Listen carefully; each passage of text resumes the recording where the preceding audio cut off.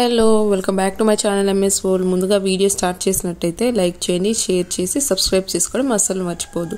So ఇప్పుడు వీడియోలోకి అయితే వెళ్ళిపోదాం. నేను ఆల్మోస్ట్ డిసెంబర్ నుంచి ఈ ఫెబ్ ఫస్ట్ వీక్ వరకు నేను ఎక్కడైతే వర్క్ చేస్తానో స్పేస్ అక్కడికి వెళ్ళలేదన్నమాట. అంటే లోపల రూమ్ని అసలు టచ్ చేయలేదు.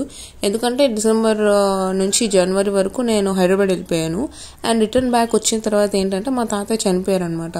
సో ఇంకా తాతయ్యకి పెద్ద కర్మ అయ్యే వరకు మాకు చాలా ఇంకా ఇంట్లో అంతా బిజీగా ఇంకా పనులు ఉంటాయి కదా, అవన్నీ చేసుకుంటూ ఉండేసరికి ఇంకా మొత్తం స్పేస్ అంతా ఎలా అయిపోయిందంటే చాలా గజిబిజిగా అయిపోయింది అనమాట.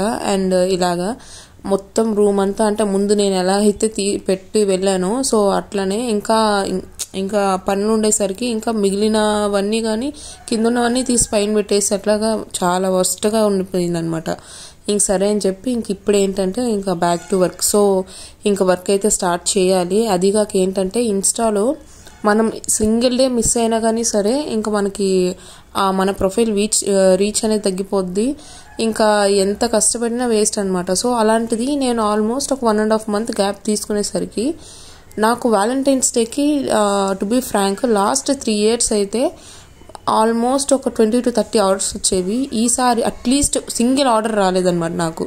సరే ఇంకా నాకేంటంటే కొంచెం అంటే డిప్రెస్ లాగా ఏంట్రా ఒక్కటిగానే రాలేదు. అప్పటికే ఏంటంటే 2 హ్యాంపర్స్ చేశాను అనమాట, నేను చేసి పెట్టాను. అది ఏంటంటే మనకు ఆల్మోస్ట్ 45 days బిఫోరే ఒక అకేషన్ వస్తుందంటే ప్రమోటింగ్ చేసుకుంటూ ఉండాలన్నమాట. నేను అలాంటిది ఒక 10 days బిఫోర్ ఆ 2 హ్యాంపర్స్ పెట్టేసరికి అసలు రీచే లేదు. ఇంకా ఎవరు కొనడానికి కానీ అంటే ఇంకా ఆల్మోస్ట్ ఒక 10 to 15 days ముందే షెడ్యూల్ చేసుకుంటారు కదా, కొనాలి అంటే ఇవ్వాలి అని చెప్పి. అలాంటిది నేను ముందు పెట్టకపోయేసరికి కస్టమర్స్ కంటే నాకు రెగ్యులర్ కస్టమర్స్ కానీ అంటే ఓకే తిని ఇంకా వర్క్ స్టార్ట్ చేసినట్లేదు అనుకుని ఎవరు ప్లేస్ చేయలేదు. ఇంకా నాకు కొంచెం అంటే డౌన్ అయ్యాను. కానీ తర్వాత ఇంకా మా అమ్మ అని అనమాట. మా అమ్మ ఏంటంటే ఎందుకు డౌన్ అవడం, కొన్నిసార్లు ఇట్లా ఉంటాయి కొన్నిసార్లు ఇట్లా ఉంటాయి, మనమేం అనుకోలేదు కదా మనకి ఇలా జరుగుతుంది అనేసి. సడన్గా ఇంట్లో ప్రాబ్లం అయినప్పుడు ఇంకా కొంచెం అల్లు ఇల్లు ఉంటాయిలే, ఇంకో ఏదో ఒకటి ఒక 1-2 days అట్లా గ్యాప్ తీసుకొని ఇంక స్టార్ట్ చేసేయని. సరే అని చెప్పి ఇంక స్టార్ట్ చేశాను. అండ్ స్టార్ట్ చేసింది కానీ నేను నార్మల్గా ఒక రీల్లా తీసి నేను ఇన్స్టాలో పెట్టాను అనమాట.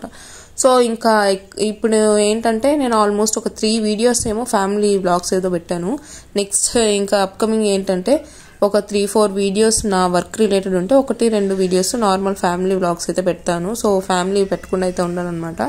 అండ్ ఇంకేంటంటే వర్క్ అయితే స్టార్ట్ చేశాను అండ్ చెయ్యాలి కూడా. ఫస్ట్ నేనేం చేశానంటే రూమ్ మొత్తం క్లీన్ చేసుకొని, అండ్ నాకేంటంటే చాలా రోజుల నుంచి ఉందన్నమాట ఆ స్పేస్ మొత్తము కొంచెం పెయింట్ వేసుకోవాలి అని. ఎందుకంటే కొంచెం డస్టీగా ఉన్నింది, మొత్తం పెయింట్ చేసుకోవాలి. ఆ రూమ్ వరకు కొంచెం స్టోర్ రూమ్ లాగా వదిలేస్తున్నారనమాట. అది నేను ఇంకా తీసుకొని ఇంకా నాకు వర్క్ రిలేటెడ్ అవసరం అనేసి మా నాన్న ఏంటంటే కరెంట్ అంతా పెట్టించారు, ఆ లైన్స్ అని లాగించారు. బట్ పెయింట్ అయితే వేసుకోలేదు, ఎప్పటి నుంచో ఆ రూమ్ అట్లే ఉండిపోయింది. సరే అని చెప్పి ఇంకేంటంటే మా నాన్న కొంచెం ఇప్పుడు అంటే మేము 13 years తర్వాత ఇంటి దగ్గరకు వచ్చాం కాబట్టి కొంచెం మాకు లేట్ అవుతుంది అనమాట. అంత మనీ లేదు ఒక్కసారిగా పెయింట్ వేసుకొని అంత చేయడానికి. అందుకని మా నాన్న ఏంటంటే ముందరున్న హాల్కి పెయింట్ వేయించారు. ఇంకా మిగిలిన లెఫ్ట్ ఓవర్స్ అన్ని పక్కన పెట్టినారు అనమాట.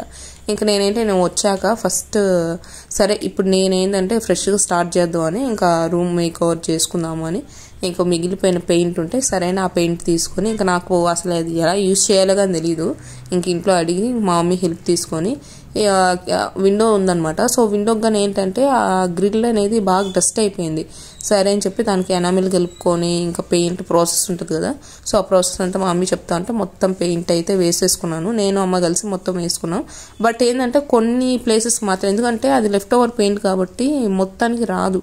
అందుకని నేనేం చేశానంటే నాకు రీల్స్ కానీ యూట్యూబ్ వీడియోస్ తీసినప్పుడు సో వాటికి ఎంతవరకు అవసరమో అంతవరకు మొత్తం నీట్గా క్లీన్గా వేసేసుకున్నాను అనమాట పెయింట్. సో వన్స్ పెయింట్ అయ్యాక ఏంటంటే మళ్ళీ రెగ్యులర్గా ఎక్కడైతే ఉన్నాయో ఫోటో ఫ్రేమ్స్ అవి ఫ్రంట్ వాల్కి అవన్నీ పెట్టేసుకున్నాను నేను.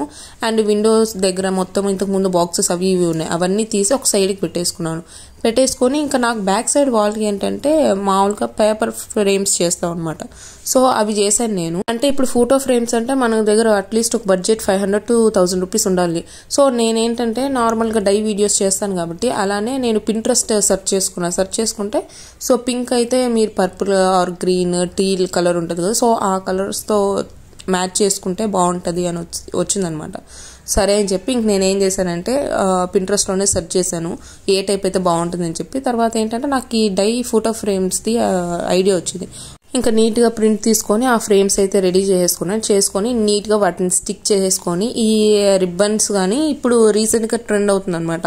ఓన్లీ రిబ్బన్స్ మాత్రమే వాల్కి స్టిక్ చేసుకునేది. బట్ నేనేంటంటే ఒక 3 ఫోటో ఫ్రేమ్స్ టైప్లో పెట్టి సో రిబ్బన్స్ స్టిక్ చేస్తే బాగుంటుంది అని చెప్పి రిబ్బన్స్ నీట్గా స్టిక్ చేసుకున్నాను. ఇది బిఫోర్ ఎలా అయితే ఉందో అలానే, బట్ విండో వాల్స్కి నేను చెప్పాను కదా, సో కలరింగ్ అయితే నీట్గా ఇచ్చేసుకునేసరికి మంచిగా బాగా రెడీ అయింది అనమాట. విండో కొంచెం అది అనీజీగా ఆ టైప్లో ఉందన్నమాట. నాకు మొత్తానికి మొత్తం నీట్గా రెడీ చేశాను.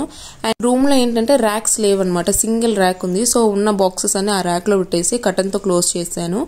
అండ్ మొత్తం ఇటు సైడ్ బ్యాక్ సైడ్ ఏదైతే వీడియోస్కి ఫ్రంట్ క్యామ్ పెట్టుకొని తీసుకుంటాం కాబట్టి ఆ బ్యాక్ సైడ్ వాల్ మొత్తం నీట్గా కొంచెం ఫ్రేమ్ అండ్ ఒక 3-5 రిబ్బన్స్ అట్లా పెట్టి చేశాను అనమాట. సో మీకు నచ్చితే వీడియో లైక్ చేయండి, షేర్ చేసి సబ్స్క్రైబ్ చేసుకోండి. మళ్ళీ నెక్స్ట్ వీడియోలో కలుద్దాం. Bye all.